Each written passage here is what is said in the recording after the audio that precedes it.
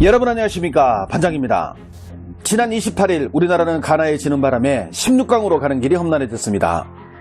반드시 잡아야 했던 가나전에서의 패배는 다시는 생각하고 싶지 않은 경우의 수를 따져보는 데까지 오고야 말았습니다.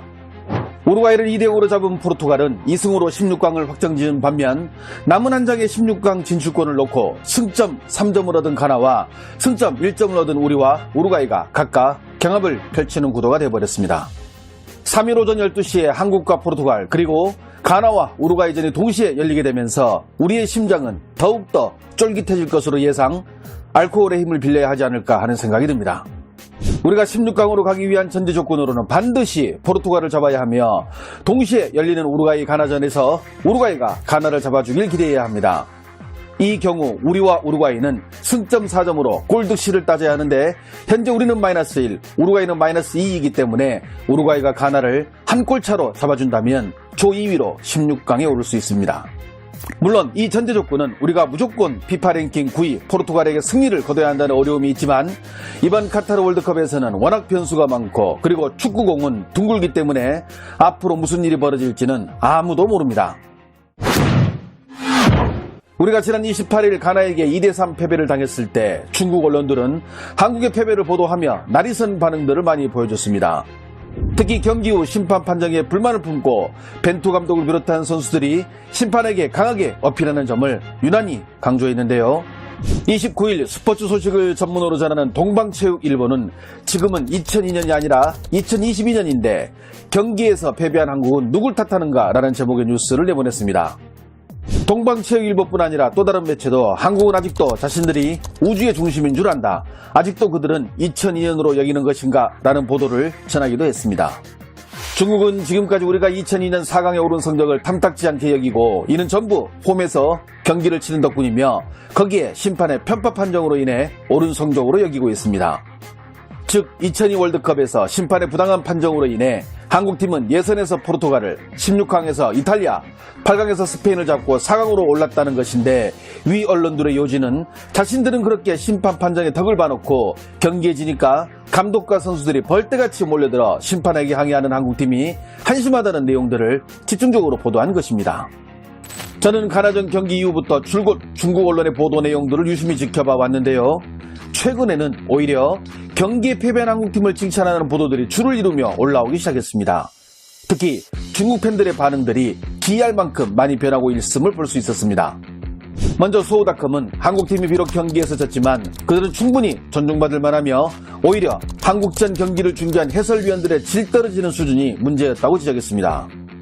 서울은 전반 한국이 0대2로 지고 있었지만 한국이 날린 22개의 슈팅이 현장을 용광로로 만들어버렸으며 특히 후반 연달아 터진 조규성의 헤딩슛은 한국팀의 사기를 한껏 끌어올리며 경기의 향방을 알 수 없게 만들었다고 전했습니다.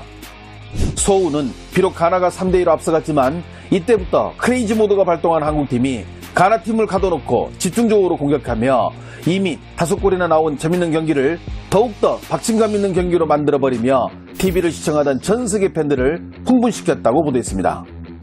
특히 이러한 장면은 아시아팀이 더 이상 월드컵에서 일방적으로 얻어맞는 팀이 아니라는 인식을 세계 축구 팬들에게 심어줬는데 2002년 중국이 한일 월드컵에서 브라질, 터키, 코스타리카와 경기를 펼쳤을 때 중국팀의 경기를 해설하던 독일의 레전드 베켄바워가 한숨을 쉬며 이런 팀이 어떻게 월드컵에 나왔는지 의문이다는 말을 떠올려 보면 한국의 이번 경기가 얼마나 대단했는지 알 수 있다고 분석했습니다.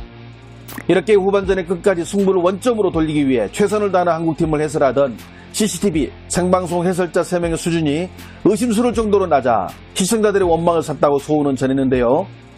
당시 전반전이 끝나자 한 해설위원이 한국팀을 비웃듯이 가나가 긴장하지 않는 한 아무 일도 일어나지 않을 것이라고 승부를 이미 예측하더니 후반 한국이 연달아 골을 터뜨리자 이에 대해서는 아무런 발언도 하지 않았다고 혹평을 가했습니다. 뿐만 아니라 경기가 끝난 후 한국의 벤투 감독과 선수들이 코너킥을 주지 않고 휘슬을 분 심판에게 강하게 어필하는 과정에서도 해설자들은 이에 대해 그 어떤 설명도 하지 않아 경기를 지켜보던 수많은 중국 팬들을 당황하게 만들었다고 쓴소리를 더했습니다. 왕이뉴스는 가나에 2대3으로 패배한 한국팀, 비록 패했지만 영광스러운 경기를 펼친 한국, 중국 축구가 과연 한국처럼 할 수 있는가 라는 일면 헤드라인으로 관련 소식을 보도했습니다. 비록 경기에서는 패했지만 이번 가나와의 경기에서 한국팀은 기백 있는 대장군의 모습처럼 경기를 치러 유럽이나 남미 국가에서 더 이상 아시아 축구를 과소평가할 수 없도록 만들었다고 전하며 경기 후반 끝까지 승리하겠다는 일념으로 가나 선수들을 자기 진영 박스에 가둬놓고 난폭하리만큼 가나팀을 포격했는데 골키퍼의 선방이 없었다면 경기 결과는 달라졌을 것이라고 전했습니다. 특히 왕이는 이번 한국 경기를 통해 중국 축구도 희망을 볼 수 있었는데 아시아팀들이 체격이 나쁘거나 전술이 떨어지는 것이 아니므로 좋은 지도자를 만나 중국 축구 전체를 정화시킨다면 한국과 같은 아시아의 강팀이 될 수 있다고 보도했습니다. 중국의 전 축구 국가대표 선수였던 쉬리앙은 한국 가나전 경기 후 틱톡을 통해 이번 경기의 진정한 승자는 한국팀이라며 경기에서 패했다고 기죽을 필요 없고 이렇게 끝까지 싸운 한국팀을 나는 언제나 응원한다고 소감을 남기기도 했습니다. 여기에 한국팀에 매료됐다는 중국 네티즌들의 글은 현재 이루 말할 수 없을 정도로 많은데요.